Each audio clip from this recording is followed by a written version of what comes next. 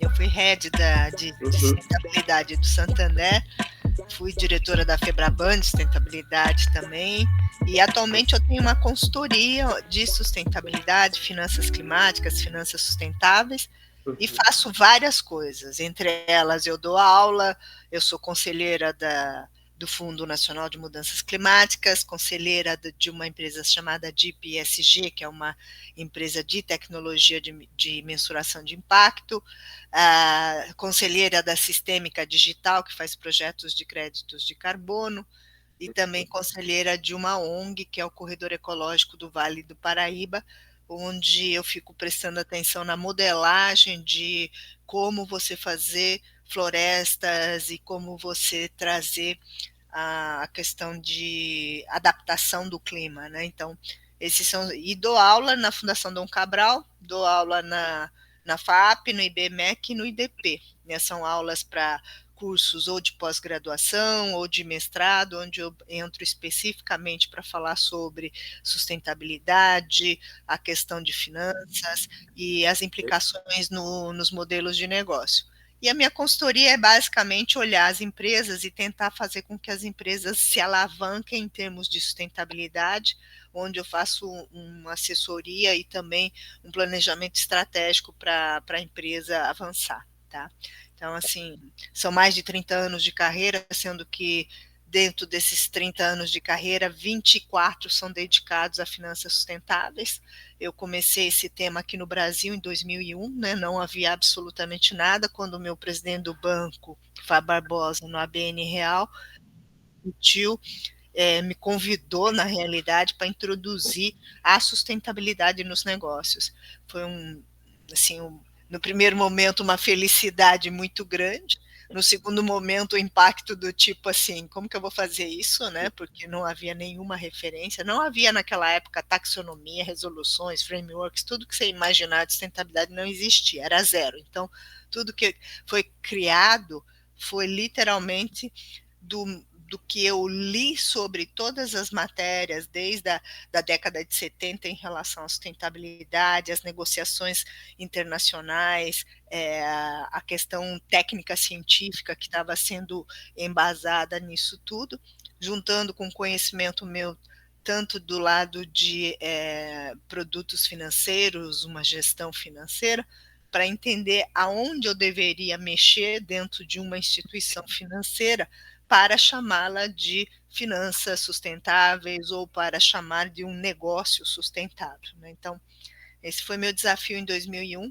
Graças a Deus eu consegui fazer, e logicamente não sozinha, e dialogando com Deus e o mundo, literalmente, porque eu tive que conversar com a UNEP, conversar com o Banco Central, conversar com várias universidades, vários PhDs de economia, assim, das grandes universidades, trocar informações com muita gente assim que tinha conhecimento aprofundado do tema tanto de sustentabilidade ou de mudanças climáticas ou de banco, para que pudesse construir todo esse arcabouço, né? Então foi a minha vida tem sido essa até hoje, continuo construindo tudo isso, continuo ajudando empresas e profissionais a seguirem esse caminho, porque as pessoas podem não entender, mas a urgência é realmente grande.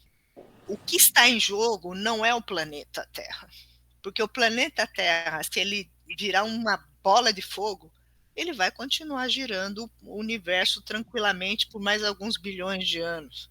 Se virar uma bola de gelo, idem, mas a praga chamada ser humano desaparece. Então, o que está em jogo é a sobrevivência da espécie, não só humana, mas de toda e qualquer vida que exista sobre o planeta. E o planeta, ele é finito. E a população cresce. Nós somos 7 bilhões agora, 2050 tem uma projeção de quase 10 bilhões. E como é que um planeta que não se expande na mesma proporção vai continuar suprindo todo mundo?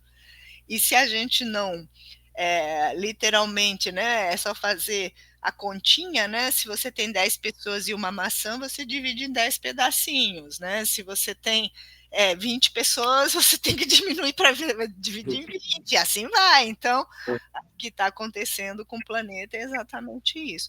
e as pessoas não querem. O pedaço que o cara tem hoje, quando era só 5 pessoas, da maçãzinha, ele quer continuar tendo o mesmo tamanho da maçã. Quando a gente fala que nós estamos vivendo o impacto das mudanças climáticas e nós precisamos fazer uma transição para uma economia de baixo carbono, se os nossos modelos hoje estão emitindo esse monte de carbono, a gente precisa mudar. Né? Não adianta tentar continuar produzindo do mesmo jeito, que nós vamos ter só a piora das emissões.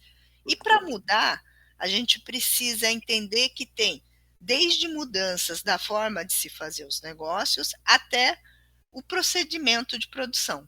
Maquinários, né, energia, o consumo de água, etc.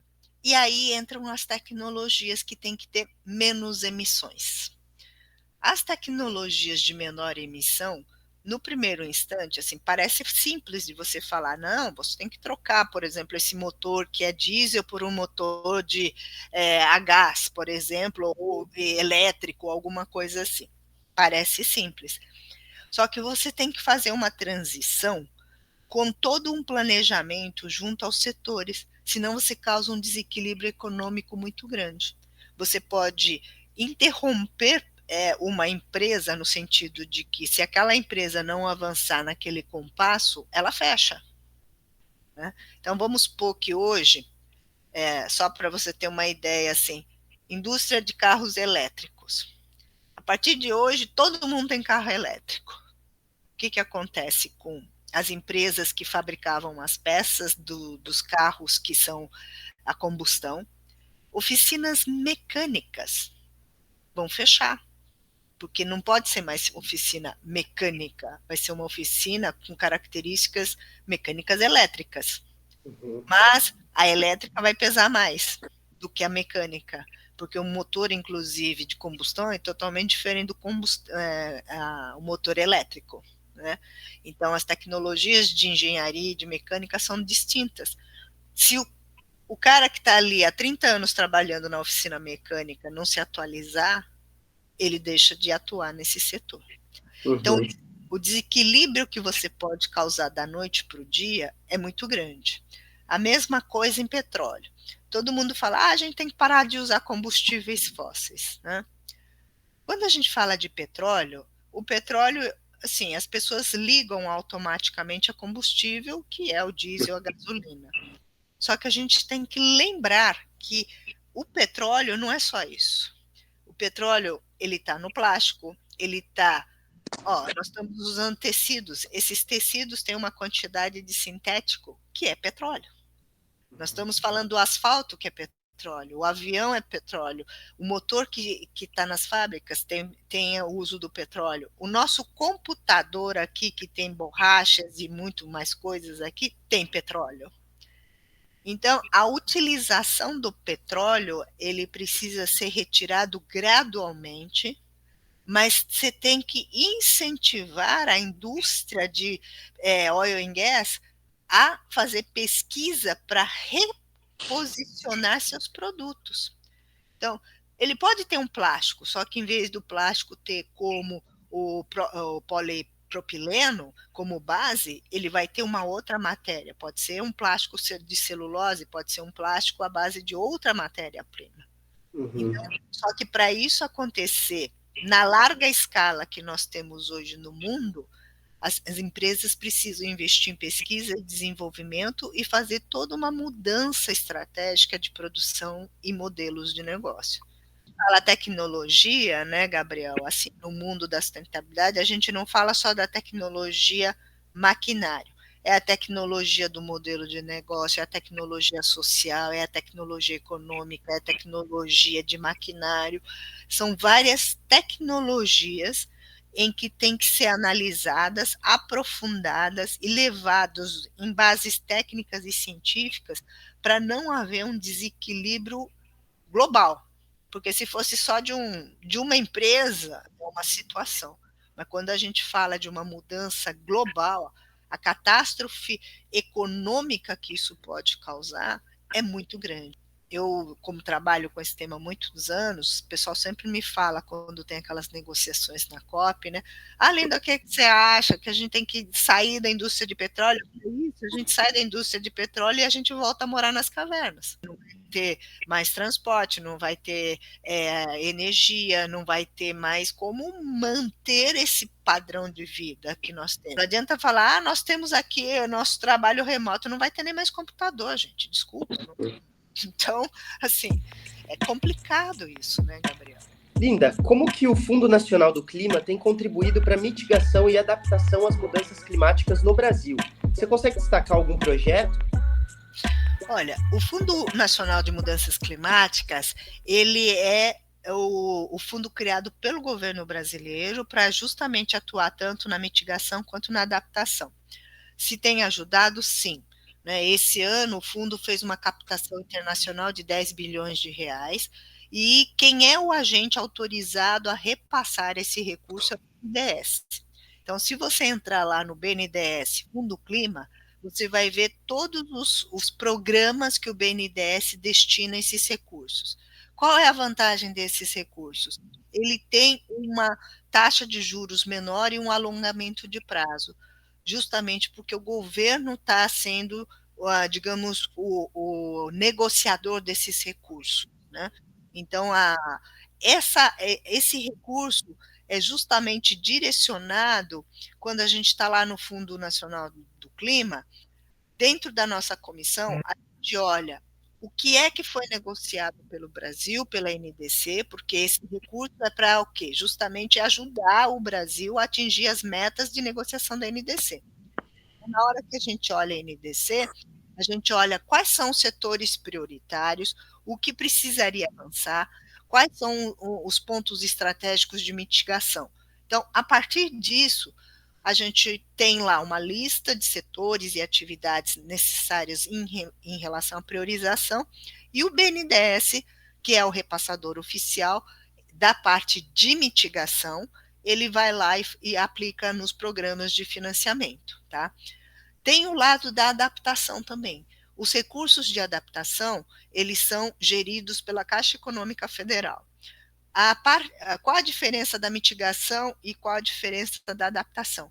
A adaptação, ele é um recurso bem menor do que da mitigação e é uma atitude filantrópica. São projetos, por exemplo, de conservação de áreas verdes, são a construção de parques municipais, né?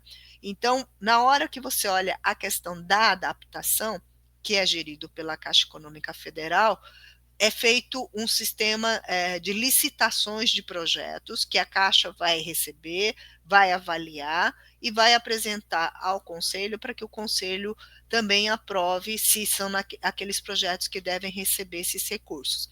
Do lado da mitigação BNDES, não, são recursos reembolsáveis, significa que é financiamento onde você tem uma parcela, taxa de juros, tudo aquilo.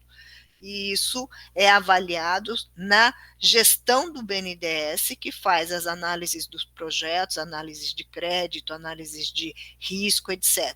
Tá? E aí, nos últimos anos, os recursos vêm sendo bastante, relativamente grandes. Mesmo na pandemia, a gente conseguiu chegar a fazer desembolso da ordem de quase 500 milhões de reais, né? Então, você começa a ver que esses fundos têm aplicação e estão trabalhando, sim, bastante. O BNDES, quando faz o financiamento, ele também tem uma estimativa de cálculo das emissões financiadas, e isso também demonstra o quanto aquele recurso está ajudando a reduzir as emissões ou não.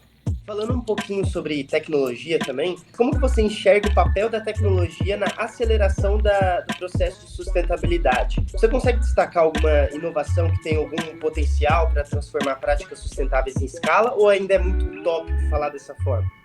Não, tem sim. Hoje, vamos falar um pouco do país. O país é essencialmente agrícola, né? A maior parte do nosso PIB ali é o balanceamento feito pelo setor agrícola. Então, quando a gente fala de tecnologias, o país, por ser extremamente agrícola, a gente tem uma série de resíduos gerados. E esses resíduos gerados podem virar energia, né? Então, hoje, a gente tem tecnologias que são os biodigestores.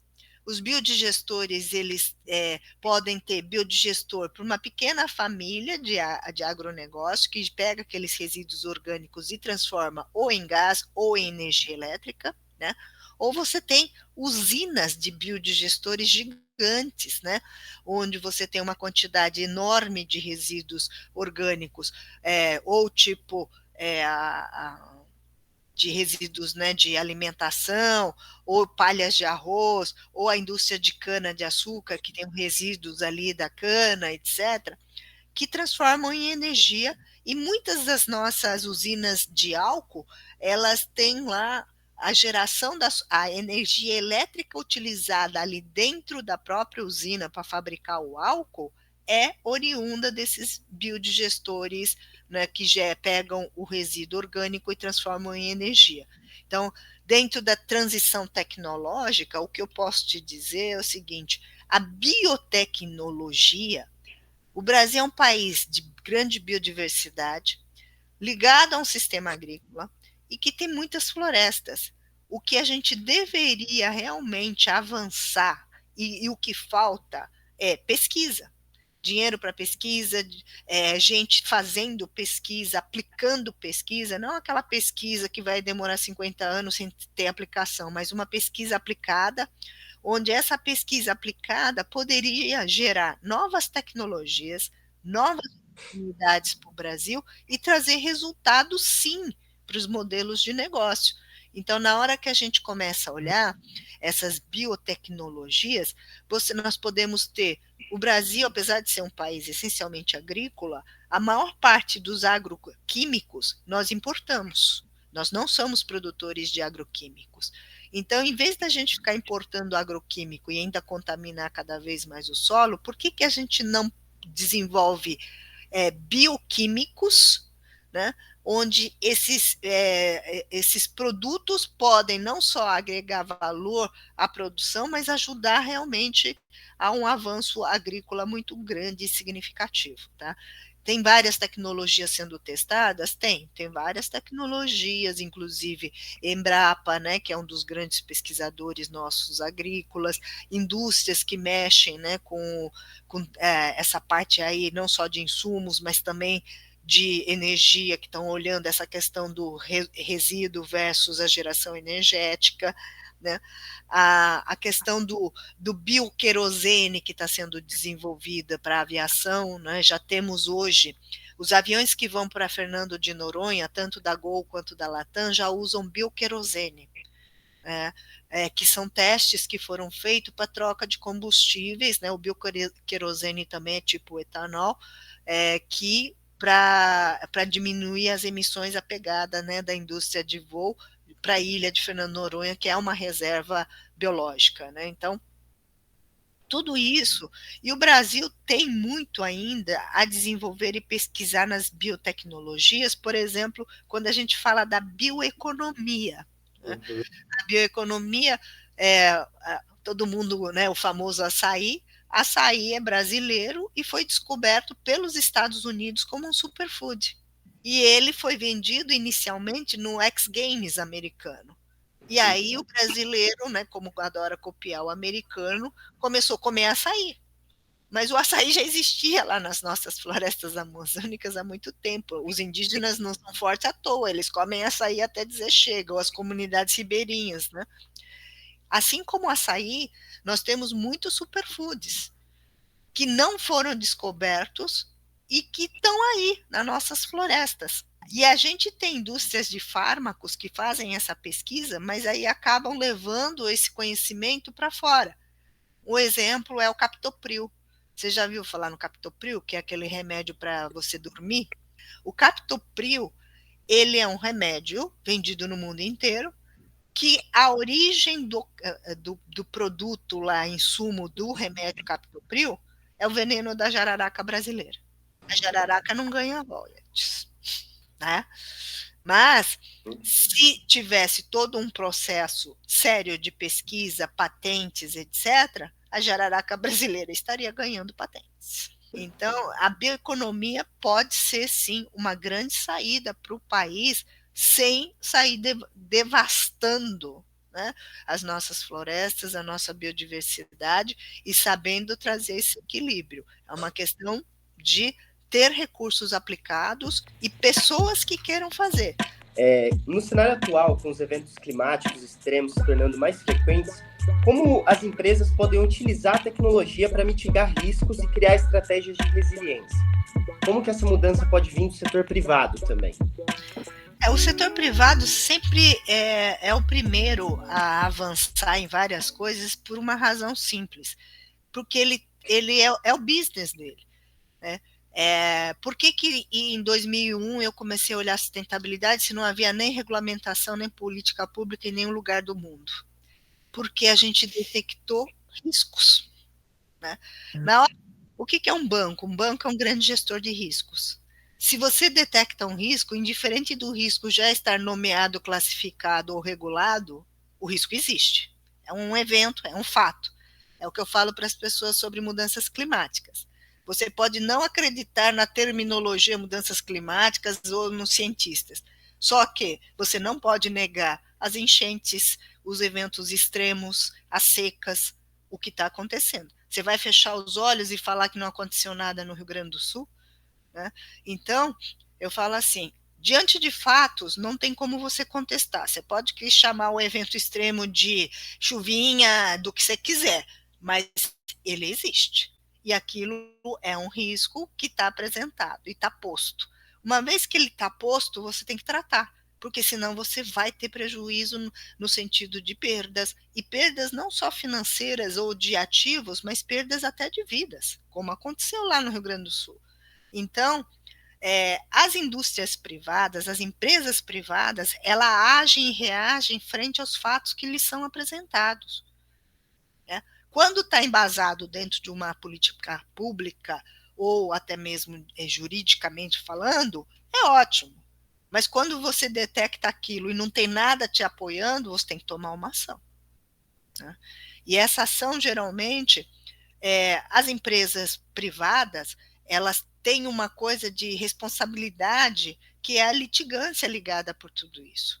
Quando você é empossado como um profissional lá dentro, você tem responsabilidades.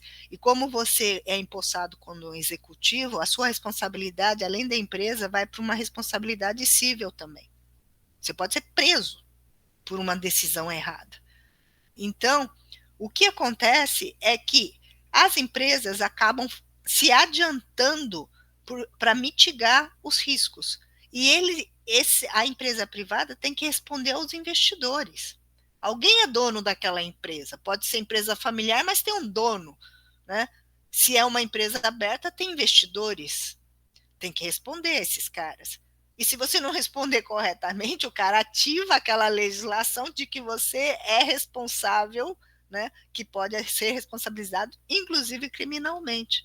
Então, quando a gente fala das mudanças climáticas, né, se você, como presidente da empresa, não assumiu uma ação mitigatória e acontecer alguma causa grande, você pode ser penalizado. Né? E a legislação brasileira, ela, por exemplo, nas questões ambientais, ela tem a lei ambiental, ela dá corresponsabilidade.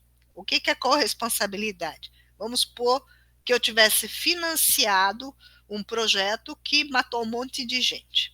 Vai preso o meu presidente, o meu vice-presidente, o diretor de risco e a Linda que fez o financiamento. Essa é a lei da corresponsabilidade. Até o presidente, vice-presidente e o diretor é uma questão estatutária, que é a responsabilidade nos trâmites de corporação privada. A Linda não é estatutária, mas fez o financiamento. Na lei de corresponsabilidade, eu vou ser acionada. Então, as empresas privadas, elas são muito mais atentas a isso. E para ela se tornar resiliente, ela não está pensando simplesmente assim, a gente deve fazer ou não deve fazer. Não. Isto aqui, se eu não fizer, minha empresa continuará existindo? Se tiver a mínima chance dela não existir, o cara vai tomar ação. porque ele não pode correr o risco de matar uma empresa.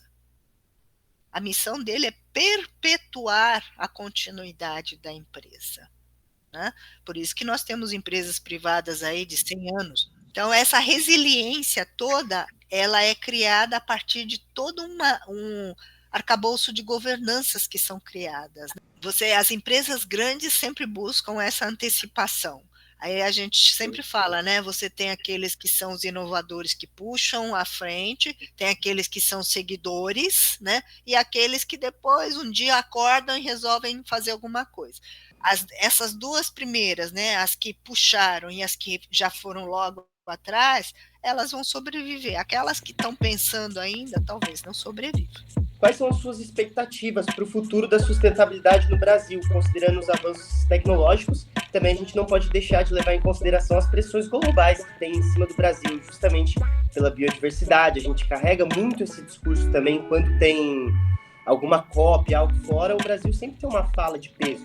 Então, como que você enxerga o futuro da sustentabilidade, levando em consideração um pouco desse fator tecnológico?